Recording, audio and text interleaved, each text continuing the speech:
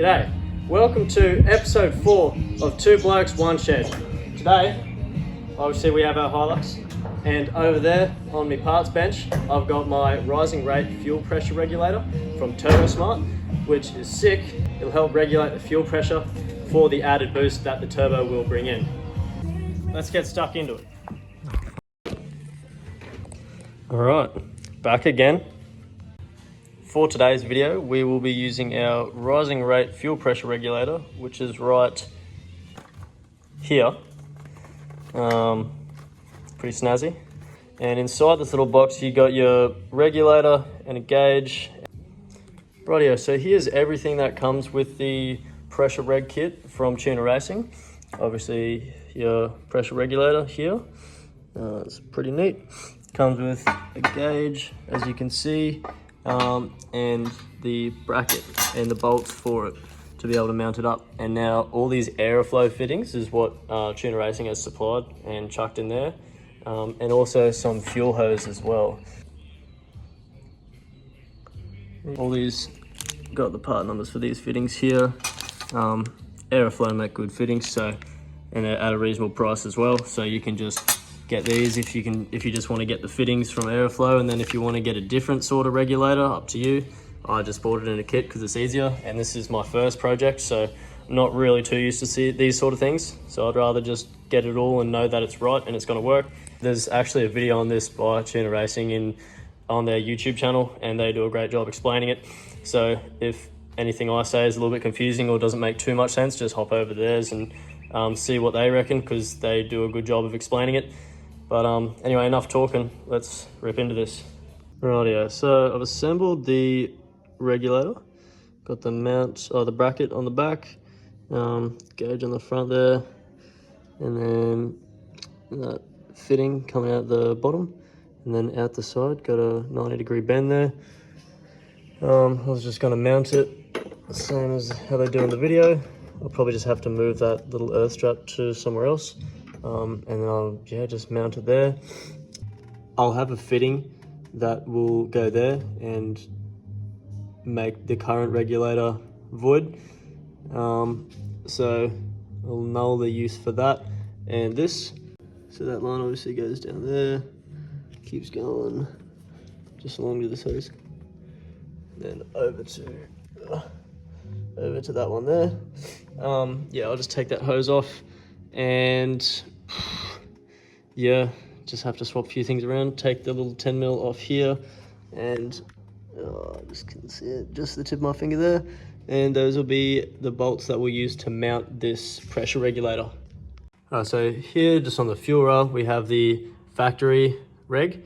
I've just cracked these two 10mm bolts here.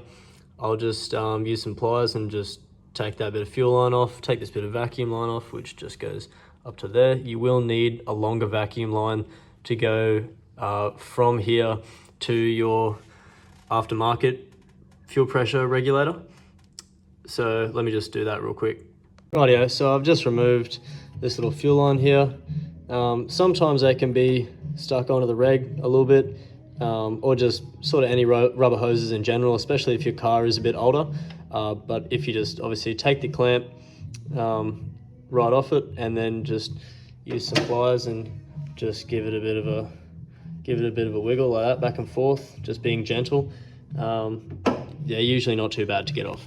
Anyway, here's the adapter. Make sure to put the O-ring on the other side, and just put a little bit of fuel on it just for a bit of lubricant as it goes in.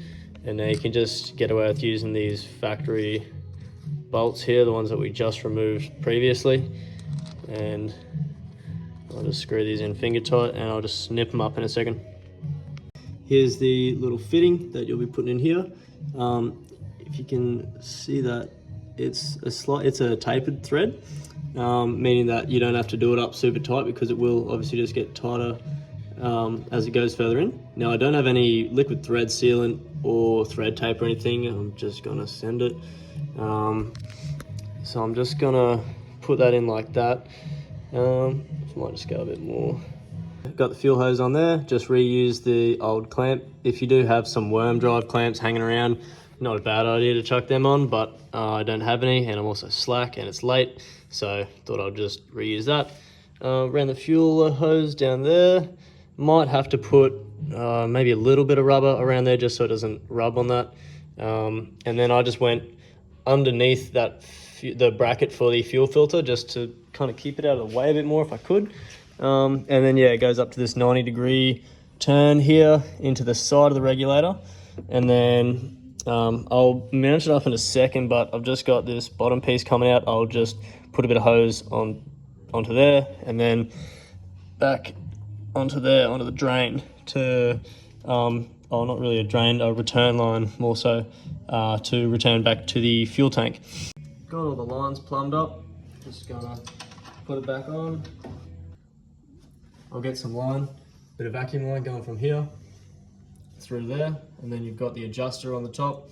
For a 4-cylinder petrol, the fuel pressure is roughly 45 to 40 PSI.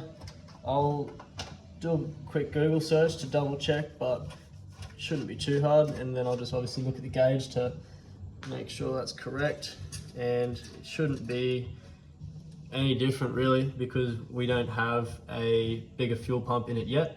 Just got the regulator, so it shouldn't really change anything at all. But when I get a bigger fuel pump in it, it will probably change things a little bit, and I might just have to adjust it, but nothing crazy. I'll only have to do some real adjusting or tuning when we get a turbo, but that won't be for a little while yet. But yeah, let me just bolt this on. Got the little vacuum line here, still a bit of slack. I will say silicone spray goes a long way. Getting onto that little fitting there, that one, the one that goes underneath, that one there, and to that one, and that one too. Yeah, it's very handy. Or a little bit of something. Probably wouldn't use grease. I think silicone spray works pretty good, just a little bit, you don't need a lot. But yeah, it is quite handy.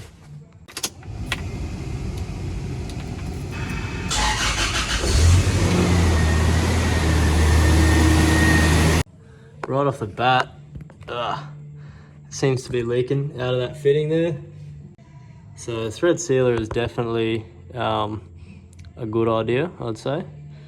So let me just take that off and inspect it. Attempt number 2. I do not have any thread sealant, nor do I have any thread tape. However, I do have masking tape. I just got a strip of masking tape, stripped it down the middle like so, tried to get the neater side of it, and then just did one lap around it, and just sort of went finger tight. Yeah, hold on. Did one lap around it, only finger tight. Seems to be holding, so that's cool. Yeah. Right now, looks like it's a smidge under 45, possibly 44 PSI, which is pretty cool.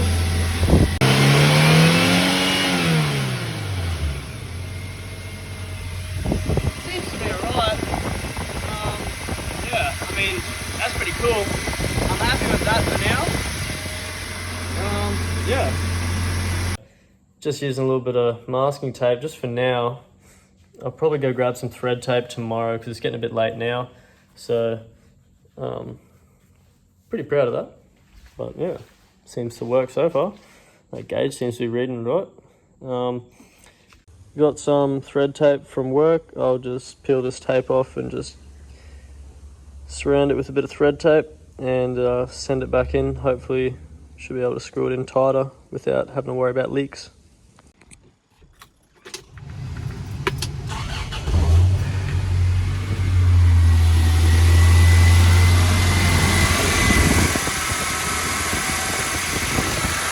That is much better. I'm quite happy with that. Fair bit of thread tape up there. As you can see, I just did a few laps around and no fuel leaking out. Still maintaining good pressure, and everything is connected just fine. Yeah, all looking pretty good. No leaks whatsoever. I'm all very happy with it. Yeah. Oh, sweet as. That's all for today's episode, so thank you very much for watching. The next episode, I will be getting my fuel pump and probably a turbo and a manifold as well, just get it all. And then whether I split them up into 2 videos, I'm not too sure. I'll just start off with a hot pipe. I won't be doing an intercooler just yet.